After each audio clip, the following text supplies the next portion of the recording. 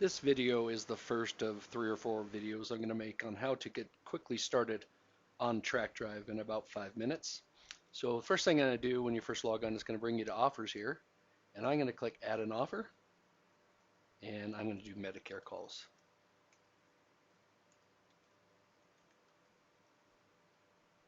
And I'm always going to copy from the templates that TrackDrive has, so it does a whole bunch of work in the setup process that you don't have to do.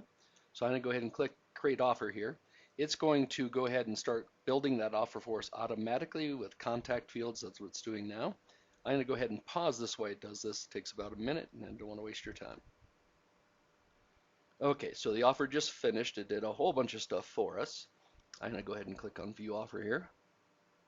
And you'll see that we created the offer here and the buyers we're going to forward to. So in TrackDrive, this first part here is the call handling. It can get pretty fancy, but for a simple inbound to outbound call routing, you're just going to have this when no key press is requested, and we're going to list a whole bunch of buyers here.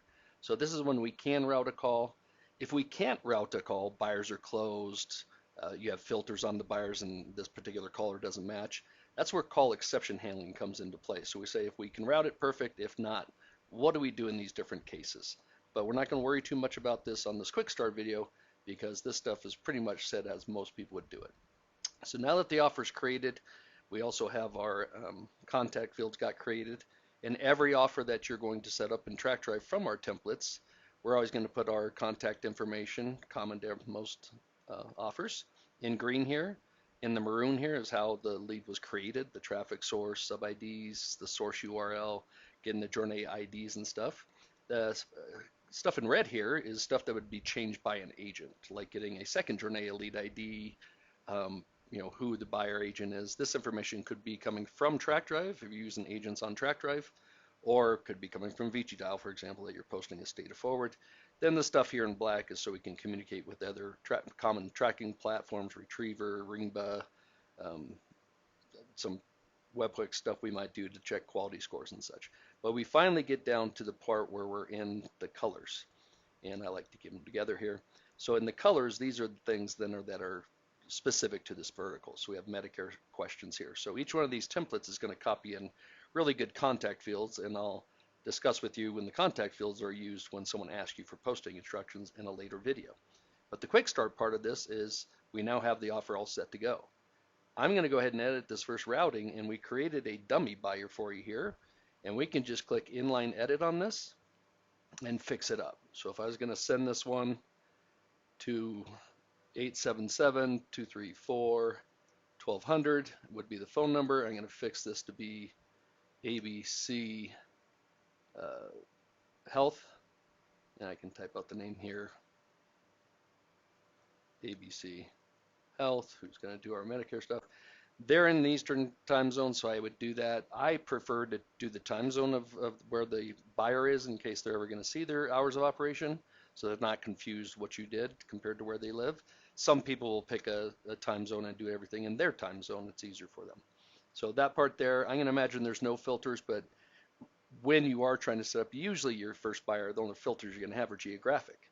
What states do they take? Maybe only 3 states, or you have to upload a zip code list, and we click new here and update latest CSV file that they take calls by zip code. Of course, you would have to ask for the zip code if you're running by zip code, or get it from a data post from your traffic sources. So that's what the filters part of this is, but the most important thing I did here was set up the right phone number to get it to. Then I just need to come down here to his business hours and fix these up. So we said he was going to be in Eastern time. I just clear these off. So I say none.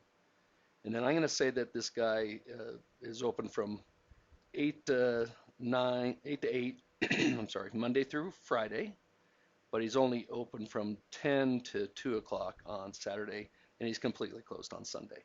And he can take 100 and, I'm sorry, 12 calls at a time. That's how many agents he has for you during those times. So that's what I have setting up there, and that's your business now. So normally the only thing you have left to do is how much is he going to pay you. So you've agreed with this buyer that he's willing to pay you $35 for your Medicare call when it reaches 120 seconds, and he wants to dedupe you for the less time you can get on dedupe, the better.